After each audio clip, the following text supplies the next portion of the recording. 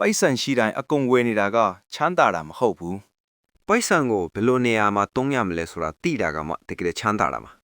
ကျွန်တော်တို့တွေခဏတာစိတ်အပျော်အတွက်ဝယ်လိုက်တဲ့ပစ္စည်းတွေကနောက်ပိုင်းမှာအိမ်မှာဖုန်တက်ပြီးအလကားဖြစ်သွားတာများပါတယ် conscious spending ဆိုတာကတွန်းတော်တာမဟုတ်ပါဘူးကိုဘဝကိုတကယ်တိုးတက်စေမဲ့နေရာမှာပဲပိုက်ဆံကိုစနစ်တကျတုံးတာပါ ဘဟုတုတရမဲ့တင်တန်တွေကျမ်းမာရေးအတွက်အာဟာရဖြစ်တာတွေကိုကိုတကယ်ပျော်ရွှင်စေမဲ့အတွေ့အကြုံတွေအတွက်ဆိုရင်ရရရရတုံးလိုက်ပါ ဒါပေမဲ့သူများတွေဝဲလို့ light ဝဲတာမျိုးကိုတော့မလိုအပ်ဘူးလို့ငိမ့်ပယ်တတ်တဲ့အကျင့်ကိုမွေးမြူပါဒါကတင့်ကိုပိုချမ်းသာစေမှာပါ တင်ရောပတ်စံကိုဘယ်လိုနေရာဒီမှာအထီးကတုံးလိရှိလဲကောမန့်မှာပြောခဲ့ပါအောင်